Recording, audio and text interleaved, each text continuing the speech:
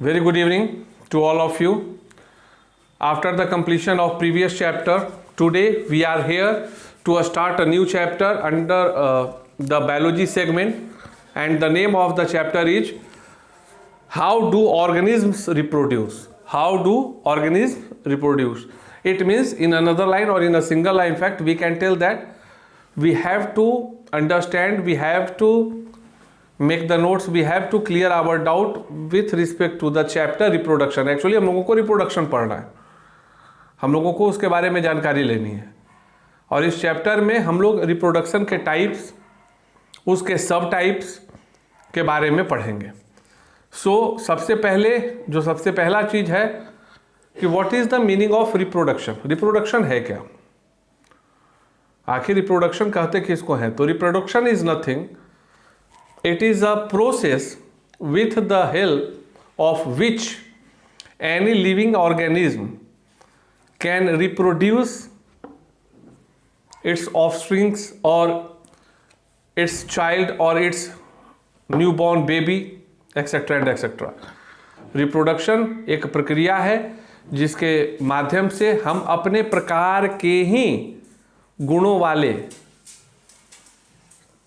जीवों की उत्पत्ति करते हैं. अर्थात अगर मनुष्य है तो मनुष्य को जन्म देगा, अगर वो डॉग है तो डॉग को देगा, कैट है तो कैट को देगा. Means similar, like not 100% identical by their face and all, by property.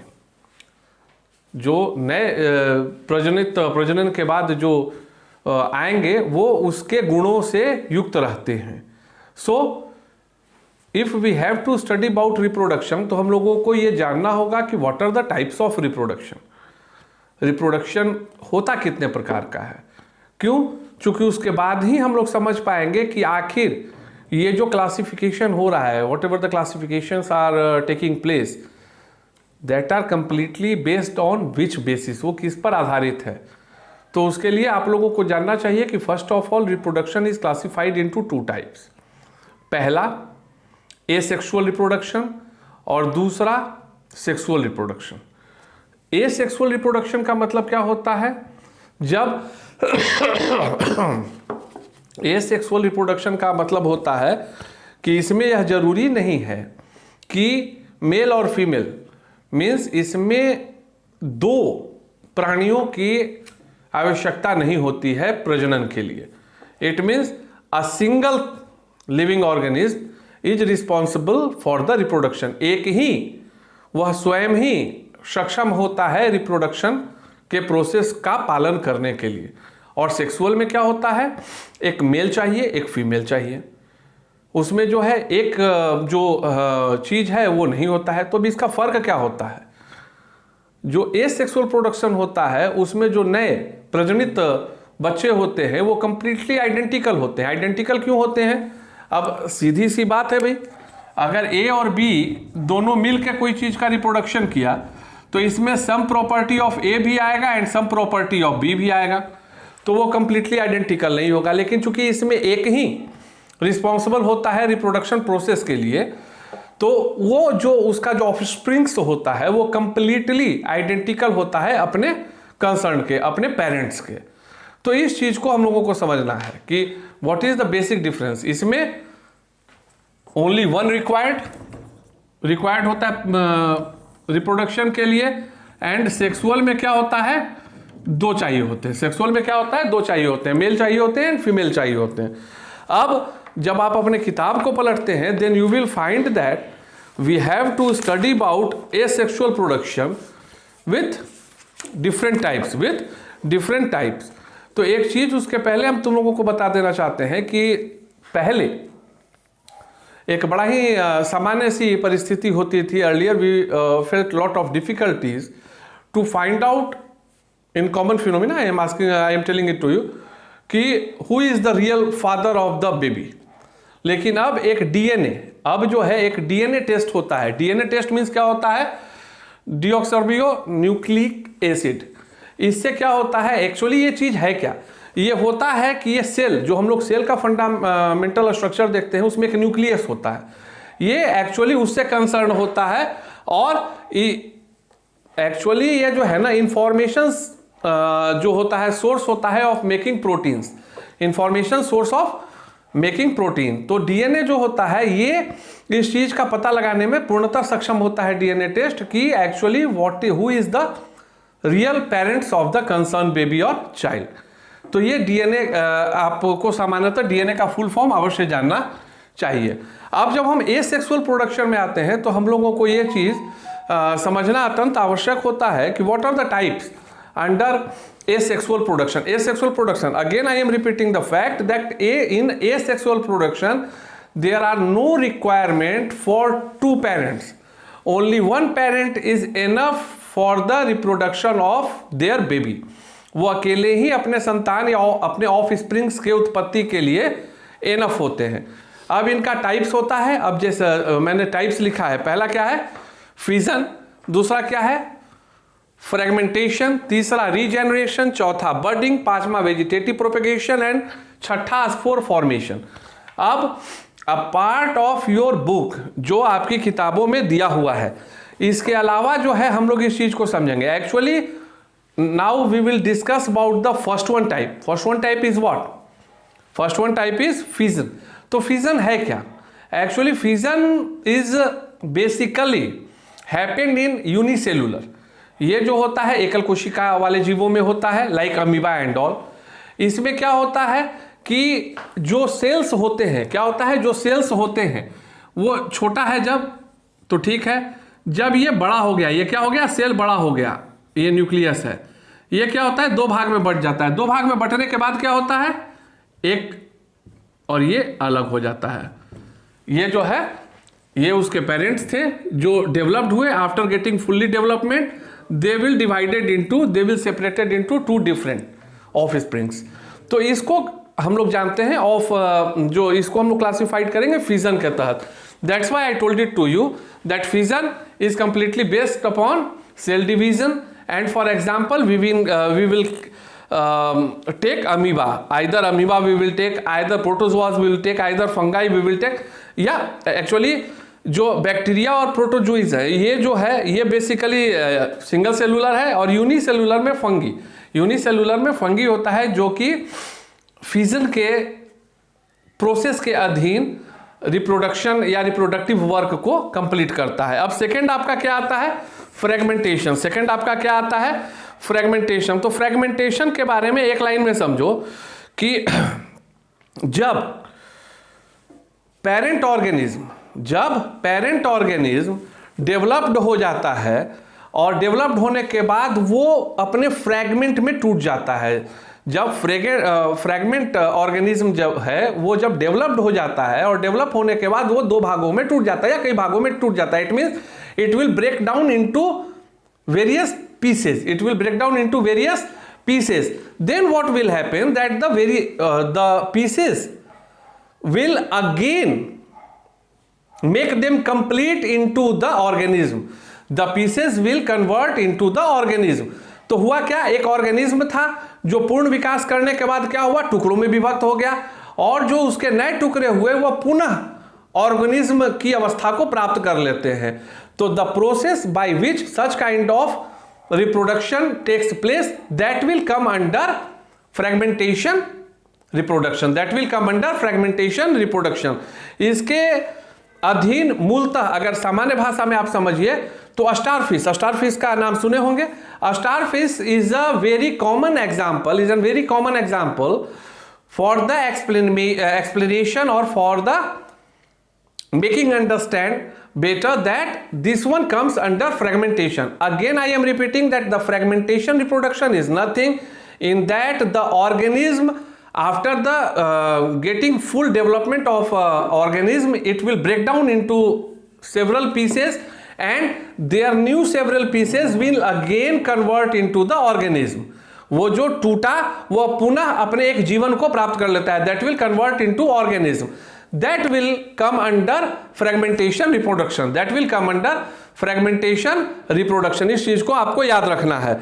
अब तीसरा क्या होता है रीजेनरेशन। तीसरा क्या होता है रीजेनरेशन। तो एक्चुअली रीजेनरेशन होता क्या है, रीजेनरेशन को अगर सरल भाषा में हम लोग समझें तो उसको इस प्रकार से समझ सकते हैं कि किसी चीज का खत्म हो जाना या किसी चीज का कटकर अलग हो जाना, और पुनः उस चीज का जन्म ले लेना।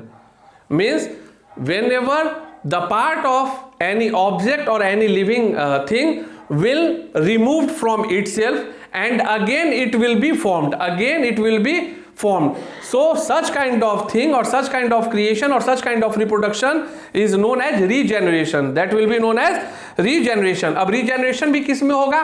सबसे बड़ा कॉमन सा एग्जांपल है हाइड्रा में हाइड्रा को हम लोग दो तरह से समझेंगे। रीजेनरेशन के भी अधीन हाइड्रा एग्जांपल है और जो बर्डिंग है उसके तहत भी हाइड्रा एग्जांपल है। तो रीजनरेशन में समझ लो एक लाइन में कि if the from the matured body if any part of the body will removed by them and again after the removal also from that point, it means I am talking about the source point, again the body will come out, again the part will come out और again that section will be developed, then it will come under regeneration reproduction, then it will come under regeneration reproduction. इस चीज को जो है आपको अच्छे तरीके से समझ लेना है। For example hydra, so up to now if you are writing, if you are having the notebook or after the completion of my class again with the help of my YouTube link, I am again repeating, actually चीज को समझना है। I am not here to just complete my sections and portions, I just want to convince you a lot। so फिर से मैं बता रहा हूं, आराम से सुनिए, आराम से समझिए। हम लोग रिप्रोडक्शन के बारे में समझे, तो रिप्रोडक्शन है क्या? फिर से मैं रिपीट कर रहा हूं, अगेन आई एम रिपीटिंग, कि जो नए ऑफस्प्रिंग्स होते हैं उसकी उत्पत्ति के लिए जो प्रक्रिया अपनाई जाती है उसके पेरेंट्स के द्वारा, the process will be known as reproduction. Now the classification of reproduction to asexual reproduction and sexual reproduction. Asexual reproduction का मतलब क्या हो गया? Single parents is responsible for reproduction, and sexual reproduction में क्या हो गया? Two parents. अब सरल भाषा में समझ लो, एसेक्सुअल के लिए तो बताएंगे और सेक्सुअल की भी बात होगी, लेकिन सरल भाषाओं में अब जैसे हम लोग होते हैं या कुत्ते हैं या बिल्लियां हैं, तो हम लोगों में क्या है, इन लोगों चीजों में क्या है कि आइदर मेल और आइदर फीमेल, कोई एक के माध्यम से बच्चे की उत्पत्ति नहीं हो सकती है। So for that what is necessary कि भाई मेल और फीमेल मतलब दो पेरेंट्स चाहिए, but in asexual single parent, one parent is enough for the process of reproduction. अब एसेक्सुअल रिप्रोडक्शन के अधीन हम लोग पहला क्या डिस्कस किए? पहला डिस्कस किए फिजन। पहला क्या डिस्कस किए? फिजन। फिजन का मतलब क्या हुआ कि इफ द ऑर्गेनिज्म, और if actually basically it is like concerned with unicellular, but in multicellular segment also, in unicellular fungi is also an example। so again I am repeating कि amoeba होता है या जो यूनिसेलुलर फंगी होता है, इन सभी चीजों में क्या होता है कि अब इसको बड़े तरह से समझिए। एकल कोशिका मान लो है, ये है, अब ये बड़ा हो गया, ये डेवलप्ड हो गया, तो डेवलप्ड होने के बाद क्या होता है? दो भाग में बट गया, और देखिए कि इससे ये दो भाग में विभक्त हो गया, तो उत्पत्ति हो गई, नए ऑफस्प्रिंग्स आ गए। एग्जाम्पल अमीबा, ये क्या हुआ? फिजन का उदाहरण हुआ। सेकंड आपका क्या है? फ्रेगमेंटेशन। सेकंड आपका क्या है?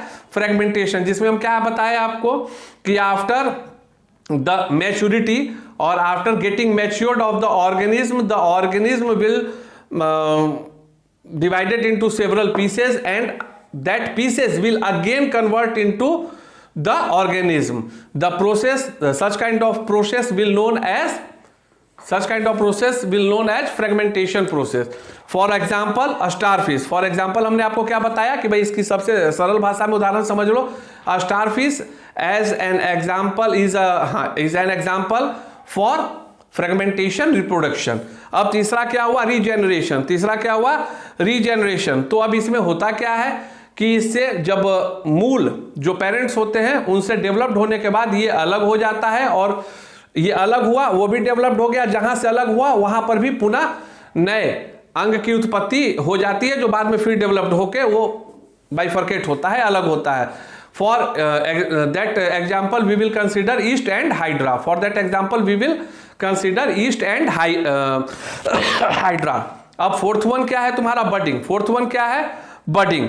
तो एक्चुअली फोर्थ वन क्या है? फिर अगेन सेम चीज है कि अब एक हाइड्रा में आप देखते हैं कि जैसे ये हाइड्रा है,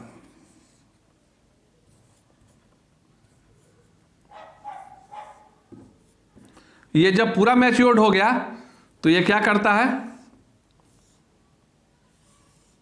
अलग हो गया। ये क्या हो गया, अलग हो गया। मतलब यहां से ये क्या होता है, अलग हो जाता है। यहां से ये क्या होता है, अलग हो जाता है। In that this one is also earlier that will concern with the parents, but after getting fully developed ये क्या हुआ, ये पार्ट जो है अलग हो गया। तो ये क्या है, ये पेरेंट्स है और ये ऑफ स्प्रिंग्स है। इसका मतलब ये अलग होकर एक नए जीव का निर्माण कर लेता है। For an example hydra, so that will come under the budding process, that will come under budding process. अब एक क्या होता है भाई, वेजिटेटिव प्रोपगेशन। वेजिटेटिव जो प्रोपगेशन है वो क्या है, सरल भाषा में समझ लो, the teacher will give you lot of explanation and all, but in common language you have to understand that कि हम लोग समटाइम्स क्या होता है, what we will feel that we will take a part of any source and we will put into the mud and all, and afterward what we will see that that new thing, whatever the separated thing or the parted thing, will again convert into the complete thing। अर्थात इसको हिंदी में क्या समझेंगे, अब जैसे sugar cane होता है, sugar cane में आप देखते होंगे कई गांठें होती हैं, जैसे like this one is an example of sugar cane.